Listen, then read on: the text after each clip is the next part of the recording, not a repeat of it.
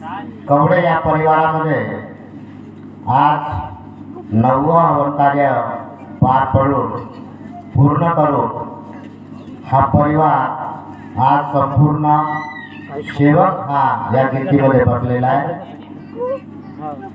ते मार्गात थोडा कारणाला आले ते दुःख त्यांनी आपल्या इथे सांगितलेच आहे की त्यांच्या मुलीला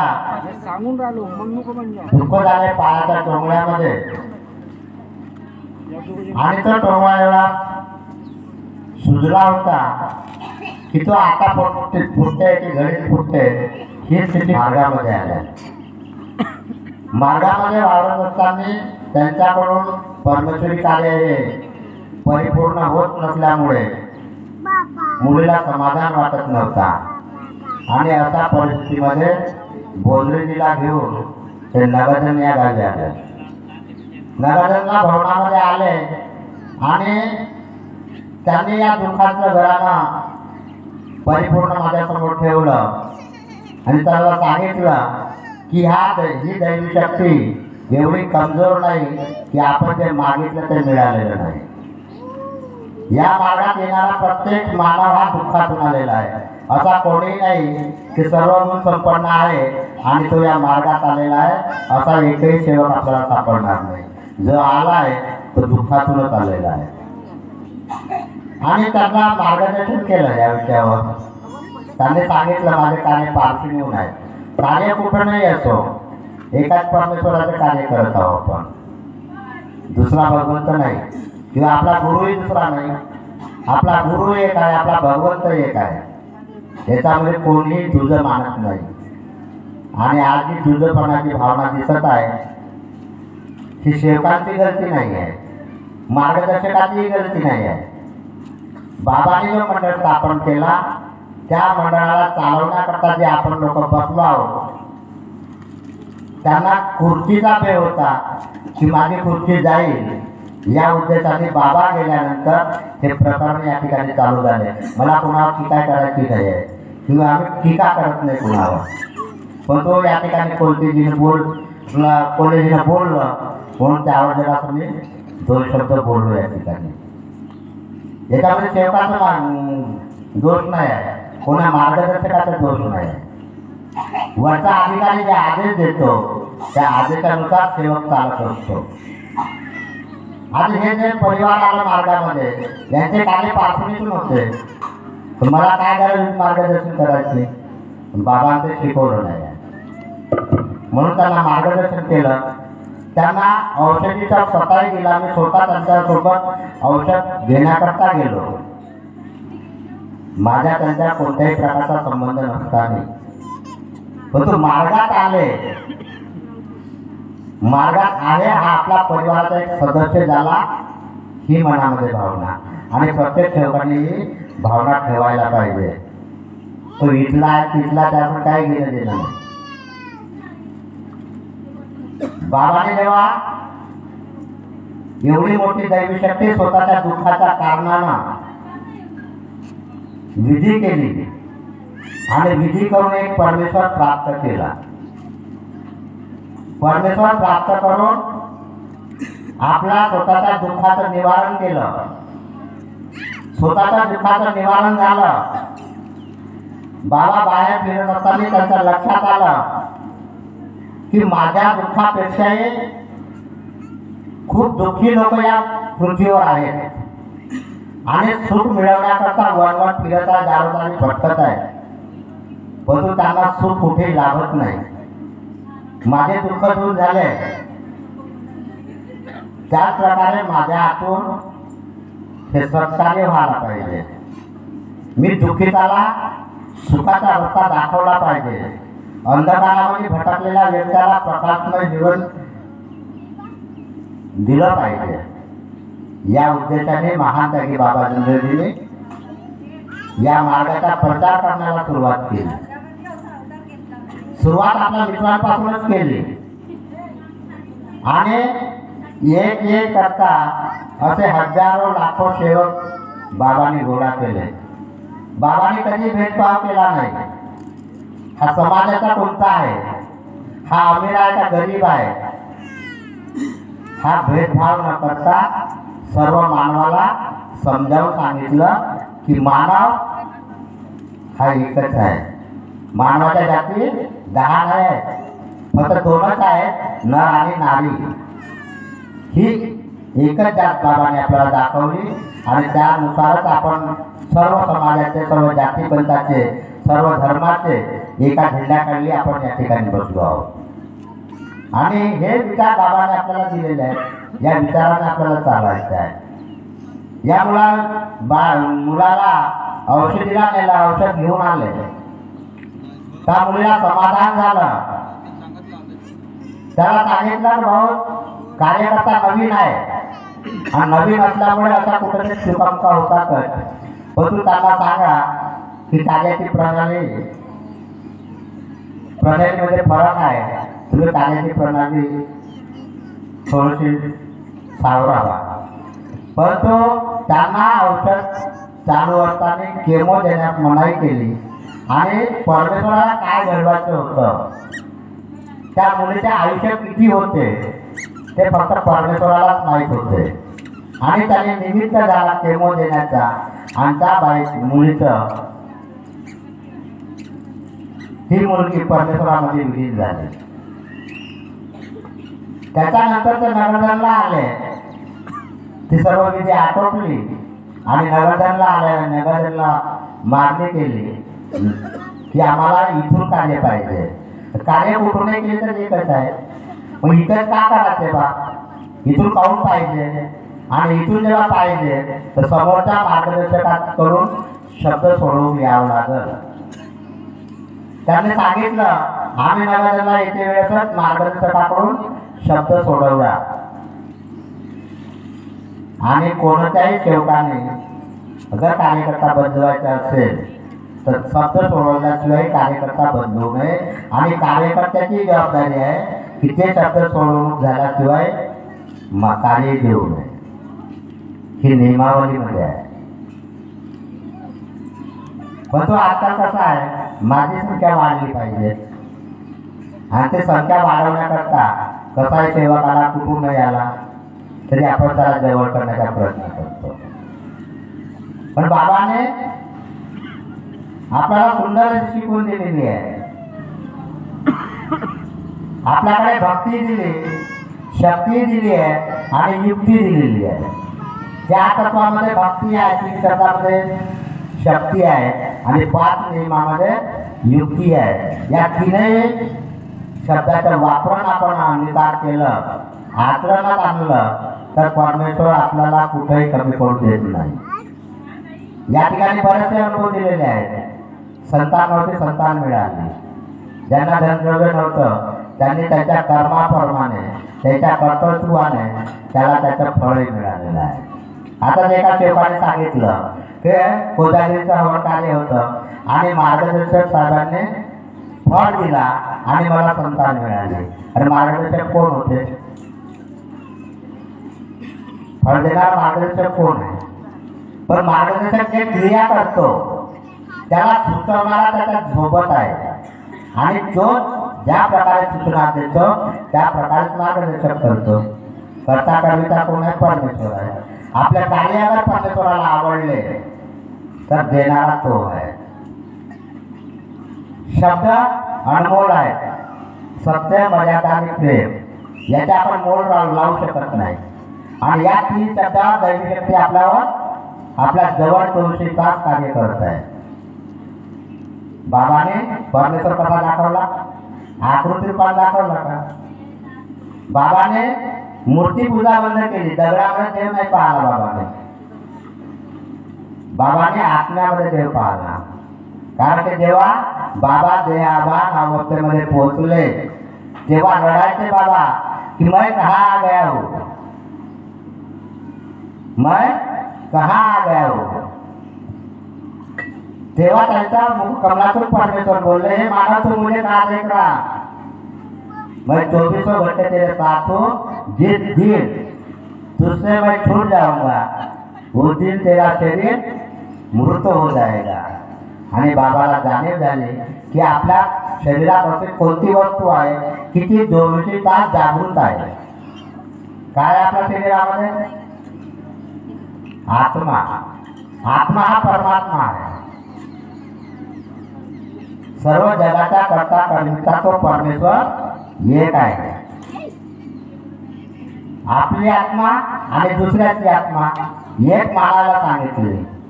आपण एक दुसऱ्याचा अनादर केला त्या आत्म्याला दुःख वाटतं. तो आत्म्याला त्या अनादर नसून त्या परमेश्वराचा अनादर होतो. म्हणून कोणाचाही आपल्या हातून अनादर होणार नाही या प्रकारे आपल्याला आचरण दिलेलं आहे. ते आचरण आपल्याला करायचं आहे. तेव्हा या ठिकाणी असे अनगिनत अनुभव आहेत, घेणारा पाहिजे. घेण्याची गरज आहे. तुम्ही जसं म्हणाल तसं तुम्हाला मिळतो, पण मागाल तेव्हा. आणि ते मागण्याकरता आपल्या अंगामध्ये सत्य मर्यादा प्रेमाचे आचरण हे गरजेचे आहे. ध्येय मजबूत पाहिजे. आपल्याला 5वा नियमामध्ये दिलेला आहे, ध्येय मजबूत. ध्येयाने परमेश्वर मानणे. ध्येय डगमगला की आपल्याजवळ काहीच नाही आहे. आताच अनुभव एका सेवकाने सांगितलं, कल्पना. कल्पना म्हणजे कोणतीही दूषित कल्पना. जसं आपण अगोदर मार्गात नव्हतो, रस्ता वाटून जायचे. आपण एखादा लिंबू दिसला, दिवा दिसला, त्याला ओलांडून गेलो तर आपल्या मनामध्ये कल्पना यायची, तुम्ही हा ओलांडून गेलो तुम्हाला काहीतरी होईल. पण या मार्गामध्ये तुम्ही एखादा साधना उचलून आणल्या तरी त्याच्यापासून आपल्याला नुकसान होणार नाही. इथं धार्मिक परिवार उपस्थित आहे.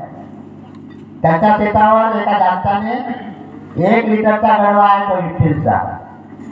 त्याच्यामध्ये 5 रंगाचे अन्न दाणे ते शिजवून त्याच्यामध्ये 3 ते 4 इंचवाल्या सुया आणि ते सर्व त्याच्यामध्ये पूजा अर्चना टाकून त्याने काळ्या कपड्यामध्ये बांधून त्याच्या शेतामध्ये फेकलं. आता त्याने त्याच्या निमित्तानं फेकला आणि कोणाच्या निमित्तानं फेकलं ते कोणी सांगू शकत नाही. दुसरे एक दिवस मुलं शेतावर गेले आणि जाता जाता त्यांनी पाहिला शेतामध्ये काळ्या फडकामध्ये काय पडलंय. मग ते झाडामध्ये उतरले आणि ते उचलले. उचलून त्याने घरी आणलं. घरी आणल्यानंतर त्यांनी मला आवाज दिला, काकाजी ते घरापर्यंत या. काय झालं, तुम्ही या तर म्हणते. गेलो घरापर्यंत. त्यांनी एवढा मोठा गाठोडा आणून सामने ठेवला. म्हणजे काय तर माहीत नाही, शेतावरून आणलो म्हणे मी. तुला सोडला कपडा. त्याने तो फडका सोडला काढा. त्याच्या हातमध्ये पाहिला तर 5 प्रकारचे अन्न त्याच्यामध्ये शिजवून त्याच्यामध्ये सुया रोवून निंब रोवून पूजापाठ करून तो फेकण्यात आलेला होता. त्यामुळे एका कागदावर याला उघडं कर आणि पाहिलं त्या सुया सापडल्या तिथं. त्या सुया उचल पूर्ण धुवून टाक, आपल्याच काम यायच्या. तो गळवा धुवू, त्याला घास दूध करून घरी ठेव, तो आपल्या वापरीमध्ये येतो. आणि हे जे आहे इथं हे सर्व त्याच फडक्यात बात आणि तलावात नेऊन फेकून दे. काय झालं का कुटुंबाला? काय इजा झाली का कुटुंबामध्ये? असा हा परमेश्वर आपल्या सोबत आहे. आपण हिंडता फिरता जाता येता बोलता चालता काम करता एवढा विश्वास ठेवा की परमेश्वर 24 तास माझ्या सोबत आहे, मला कुणाची बाधा होऊ शकत नाही. आता कोल्हेभावना दारूवाल्याचा अनुभव दिलेला आहे. या मार्गात येऊन दारू सुटत नाही. मार्गामध्ये येण्याच्या अगोदरच दारू सोडावं लागतं. आणि मार्गात येऊन दारू केली त्याचे काय हाल होते कोल्हेभावला माहितच आहे. आणि त्याचा एक अनुभव देतो तुम्हाला. आमच्या गावामध्ये दगाळ परिवार आहे आणि त्या परिवारामध्ये एकुलता एक मुलगा. वडील मरण पावलं, त्याची आई होती सोबत. त्याचं लग्नही नव्हतं होत. आणि दारूचा व्यसनी, जुव्याचा व्यसनी, सत्याचा व्यसन अनेक प्रकारचे व्यसन त्याला लागलेले होते आणि त्या व्यसनापायी त्या मुलाची प्रकृती बिघडली ती एवढी बिघडली की तो मरणाच्या दारावर उभा झाला. त्याला 4 लोकांनी खांद्यावर जसं मयत नेतो आपण त्या प्रकारे 4 लोकांनी खांद्यावर भवनामध्ये आणलं आणि भवनामध्ये आणून झोपवून दिला. याला काय झालं म्हणजे खूपच बिमार आहे, पोट फुगून गेला त्याचा आणि त्याच्या परिवाराचे विचार नाही केली. परिवार म्हणजे आई होती एकटी. तर बाई काय करायचं आहे, काय विचार आहे तुझे? तर ते मला मार्गात यायचं आहे. तुला हा मार्ग चालवेल का? बघा आता बेसुध अवस्थेत आहे. सर्व सेवकांनी चर्चापटीचा दिवस होता आणि सर्व सेवकांनी परमेश्वराला विनंती केली की भगवान बाबा हनुमानजी महान जागी बाबा देवजी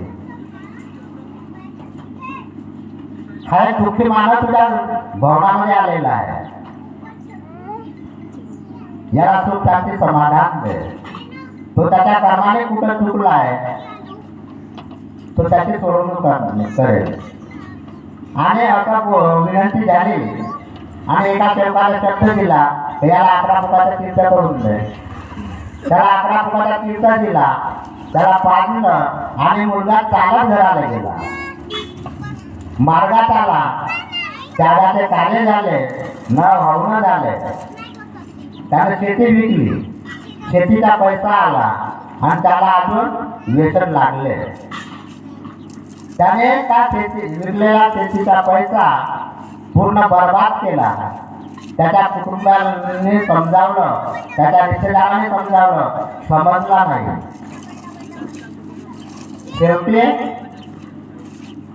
परमेश्वरात विलीन झाला. आता हा एकच नाही तर आमच्या गावातले 4 परिवाराचे प्रमुख मार्गात येऊन व्यसन केलं. तिथे 4ही व्यक्ती परमेश्वरात विलीन झाले आणि त्यांच्या घरच्या सेवकिनीने लहान लहान मुलांना घेऊन कार्य सांभाळले आणि आज सुखमय जीवन जगत आहे. कसा परमेश्वर आहे.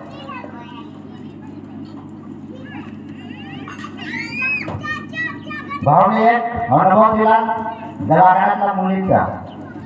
तसाच आम्ही मागच्या महिन्यामध्ये चोरंबा या गावाला गेलो. त्याच्या 15 दिवसा अगोदर तिथून फोन आला. तो सेवक नव्हता परंतु त्याची 1.5 वर्षाची मुलगी, हिला कोणता त्रास होता काय नाही, त्या कुटुंबाला समजत नव्हता. 1.5 वर्षाची मुलगी पोट एवढा फुगला की फुटण्यालायक झाला. त्या मुलीला यवतमाळच्या दवाखान्यामध्ये भरती केलं. डॉक्टर उपचार करून आला परंतु समाधान नाही मिळाला.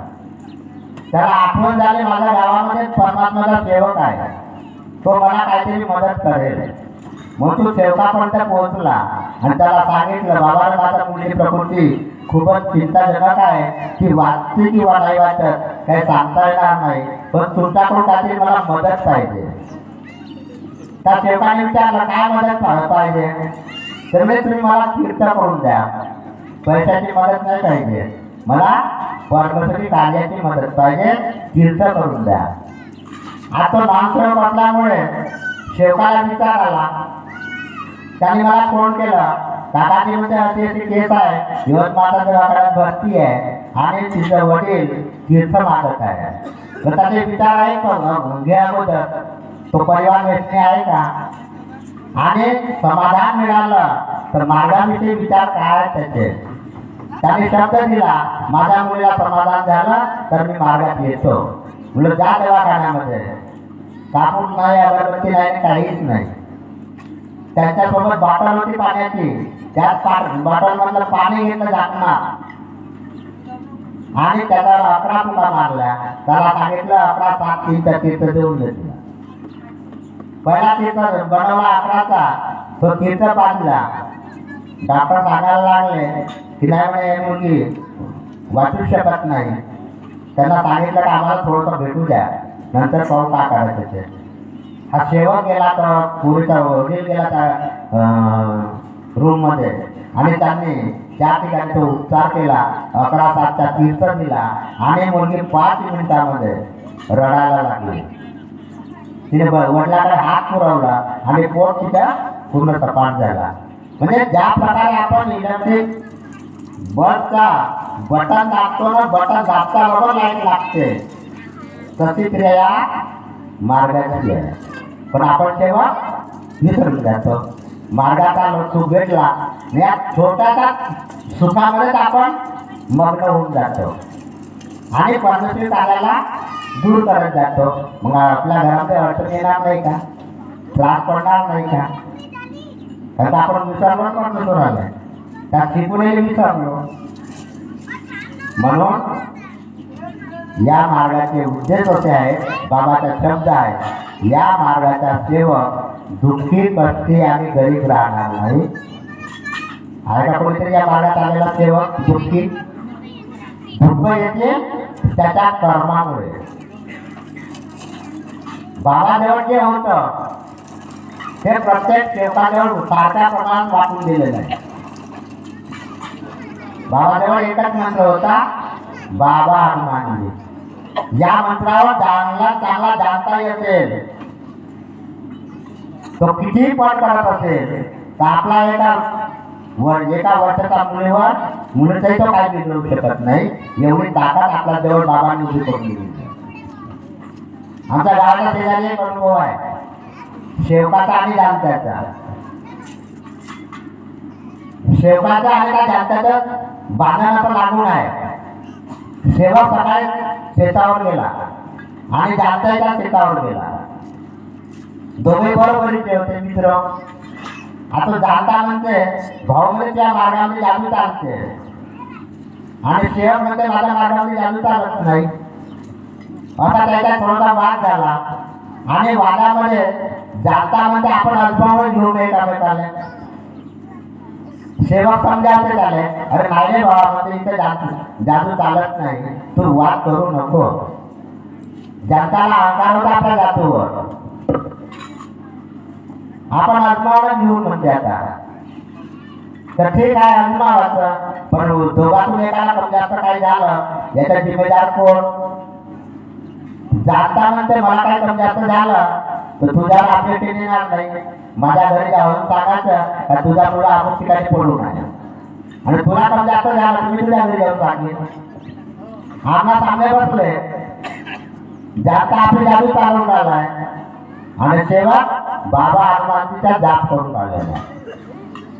तो वार करता करता थकून गेला, पण सेवकाचा काही झाला नाही. परमेश्वरानं चित्त पाहिलं, तो फक्त पाहिलं आणि देवाला पलटी मारली, हा पेटून जमिनीवर पडला. आता या सेवकानं मागं पुढे इकडे तिकडे पाहिलं कोणी आहेत का म्हणून. आता आरोप माझ्यावरच येईल, कोणी दिसले नाही. हा सरळ उठला, घराची वाट पकडली, आपल्या घरी आला, हातपाय धुतला, फ्रेश झाला आणि त्याच्या घरी जाऊन सांगितलं का तुझ्या मुलामुळे तिथं दिसला पडलेला. त्या घरचे लोक गेले तिथं त्याला उचलून आणलं, प्रयत्न करून आले, काही टिपा लागत नव्हता. तो जाता 3 महिने खात्यावर राहिला.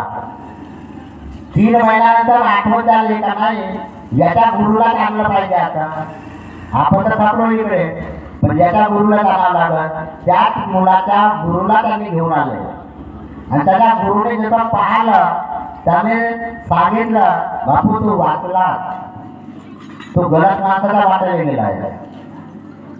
तर काय झालं म्हणजे हा मुलगा परमात्म्यावाल्याचा वाटायला गेला. परमात्मा म्हणजे हे चालत नाही, हा नक्की त्याने हा वाचला.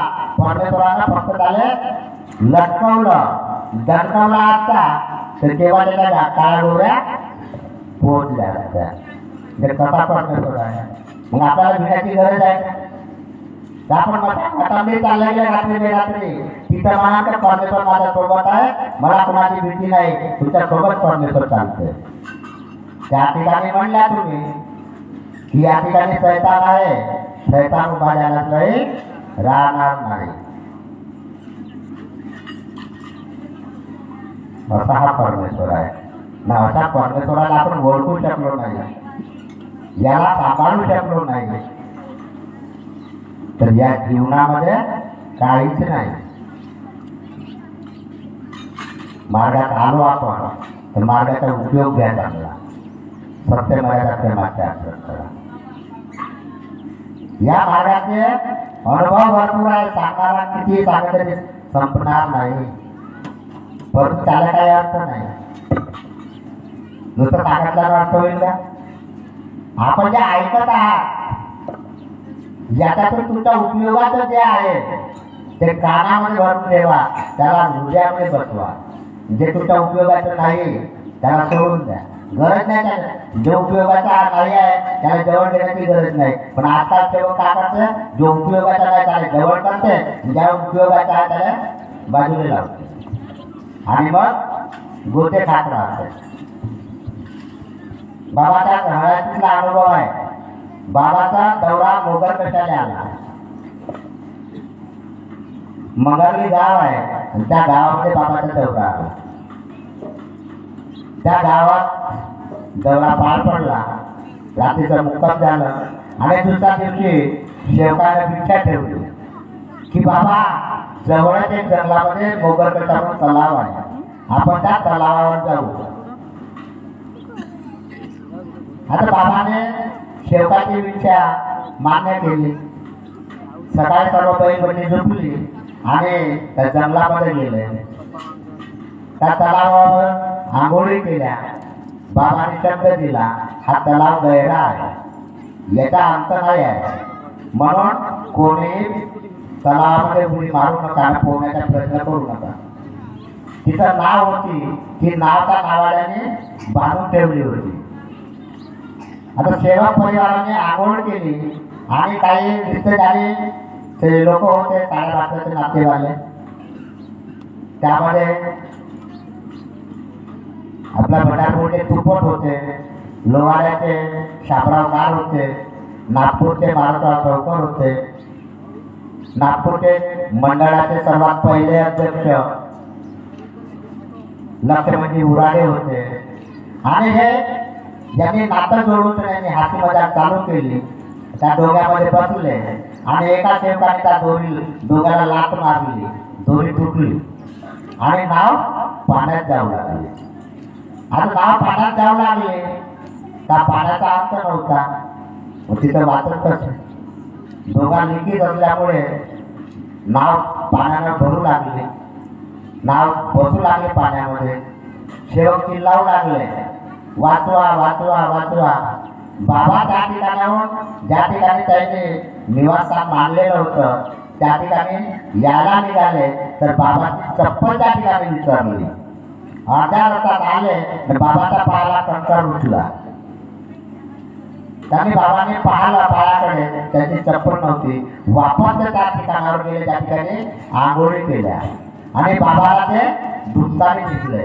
बाबाने परमेश्वराला सेवका आवाज येतच होते भगवंताला, पण बाबाने सेवकाला बाबाने भगवंताला आवाज दिला की भगवंता तुझं नाव भोरटावळी आम्ही यांना फिरायला आणलं, त्यांचं संरक्षण करणारा तू आहे. आणि कोणीतरी हात लंबा करून सगळ्यांनी त्या नावेला पाण्याचा वर घेतल्याचा भाग त्या सेवकांना झाला आणि ती नाव किनाऱ्यावर आली. कसा परमेश्वर आहे. म्हणून त्या मोगरकटा तलावावर बरेचसे सेवक हा अनुभव घडला म्हणून त्या तलावावर जगत पाहिलं. तिथून वापस आले. मगरली गावात अजून मुक्काम झाला. रात्रीला बैठक झाली, भजन चालू झाले आणि बाबाला त्या ठिकाणी काही अजून चमत्कार दाखवायचा होता. बाबांच्या सेवकाकडे इच्छा मांडली, बाबा मला दुधाची चाय पाहिजे. आता जनावरांना माहीत असेल की त्यांचे वासरं गाई मोकाट करायला जाते तर वासरं दूध पिऊन घेते, मग रात्री कुठून दूध देणार. त्या गरबाला सेवकाने सांगितलं, बाबा मशीसोबत वासरं गेले होते, वासरांनी दूध पिऊन टाकलं, आता दूध भेटणार नाही. बाबाने मार्गदर्शन केला, अरे परमेश्वर एवढा कमजोर आहे का म्हणे, तू माग देणारा तो आहे म्हणे. त्याने परमेश्वराला झोप लावली, प्रणाम केला, विनंती केली आणि सांगितलं, हे भगवान बाबा हनुमानजी महानताई बाबा बाबाला चाय पिण्याची इच्छा आहे, ती दुधाची, आणि जनावराला दूध नाही, दूध देणारे तुम्ही आहात. त्याने विनंती केली, मागणी केली, जयघोष केला, भुजनावर उठला आणि म्हशीजवळ गेला. बाबा मागणी म्हणून तिच्या पाठीवर हात थोपटला आणि दूध धुवायला बसला. म्हशीने 2 लिटर दूध दिला. असे चमत्कार बाबांचे भरपूर आहेत, अनुभव भरपूर आहे. आणि अशा दैवी शक्तीला टिकवून ठेवण्याची गरज आपल्याला आहे. आपण स्वतः गरज समजली पाहिजे. मी या मार्गात आलो, सुखासाठी आलो, दुःखात होतो, सुखाकरता आलो. मला तो सुख मिळलेलं आहे. माझ्या आयुष्याभर मला हा सुख टिकवून ठेवायचा आहे. माझ्यानंतर मला माझ्या मुलाबाळाने हा टिकवून ठेवला पाहिजे. त्याकरता आजपासून आपल्याला मुलाबाळाला टिकवून द्यायचे, वळण द्यायची आहे. आणि ही वळण कुठून बेटा? तर चर्चा बैठकीच्या माध्यमातून, सेवक संमेलनाच्या माध्यमातून, हवन कार्याच्या माध्यमातून. पण आपण चर्चा बैठकीचा लाभ घेत नाही. आम्ही इथं बोलतो तर आम्हाला कोणी शिकवलं नाही किंवा आम्हाला कोणी पुस्तक दिलं नाही असं बोला. त्या अनुभवातून बोल येतात. तुमच्या या घटनेमध्ये बरेचसे अनुभव भेटले. तुळशीरामने सांगितलं आता अनुभव. त्या ठिकाणी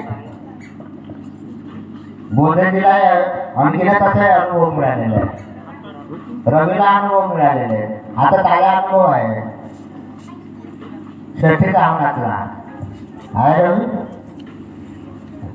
काय बोलला तू? परमेश्वराला विनंती का सांगितली? आणि परमेश्वरानं काय ऐकलं मग काय घडलं? बाबा कुठं आहे?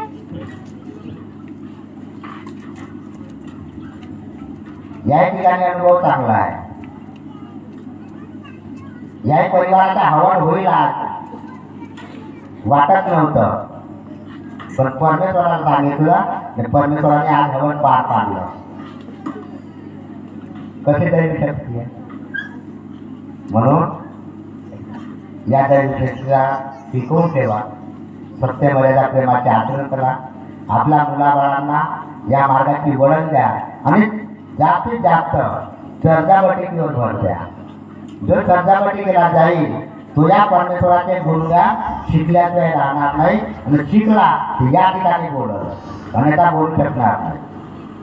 म्हणून आजच्या प्रसंगी मी मला वाटतं बराचसा वेळ घेतलो आणि खूप काही बोललो. माझ्या बोलण्यामध्ये कोणाला काही दुखावले असतील म्हणा किंवा माझ्या मुखातून